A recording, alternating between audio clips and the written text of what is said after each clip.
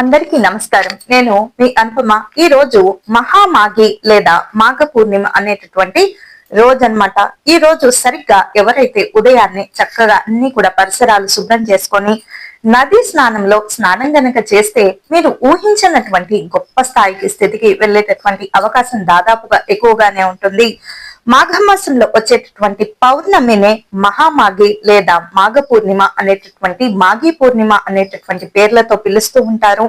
ఈ మహామాఘి పూర్ణిమ లేదా మాఘ పూర్ణిమ శివకేశవులిద్దరికీ కూడా చాలా ప్రీతికరమైనది, అంటే చాలా ఇష్టమైనటువంటి రోజు అన్నమాట. ఈ రోజు ఏ కార్యక్రమం మొదలు పెట్టినా అది తప్పకుండా విజయం అవుతుందని పండితులు చెప్తూ ఉంటారు.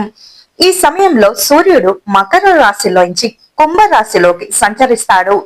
మరి ఈ విధంగా ఈ కాలంలో పవిత్ర నదిలో స్నానం చేసి ఎక్కువ ఆలస్యం చేయకూడదు. ఆదివారమే కదా, ఇక కాసేపు పడుకుందామని అనుకోకూడదు. అసలు వారం మొదలయ్యేదే మనకు రవివారం, ఆదివారం అంటే సూర్యుని వారంతో మనకు ఆ వారం అంతా మొదలవుతుంది. కాబట్టి మనం చక్కగా సూర్య నమస్కారం చేయడం కోసం పొద్దున్నే స్నానం చేస్తూ ఉండాలి.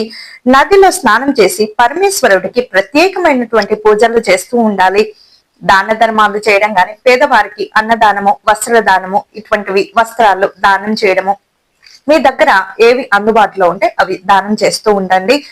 లోభత్వం పనికిరాదు అని చెప్పి పండితులు గంటాపదంగా అంటే పదే పదే చెబుతూ ఉంటారు.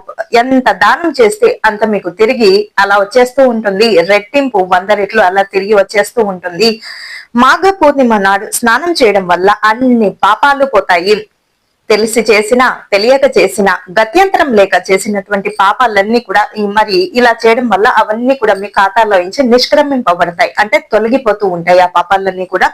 ఇక ఆ పాపాలు తొలగి విముక్తి పొందుతూ ఉంటారు. ఇక జీవితంలో సానుకూలమైనటువంటి శక్తి ప్రవహిస్తుందని స్కాంద పురాణములో ఈ విషయం అన్ని కూడా చెబుతూ ఉంటారు. జీవితంలో సానుకూలమైనటువంటి ప్రభావం పడుతుందని, అటువంటి స్థితి మన జీవితంలో కూడా ఏర్పడుతుందని స్కాంద పురాణంలో ఇవన్నీ కూడా చెప్తూ ఉంటారు.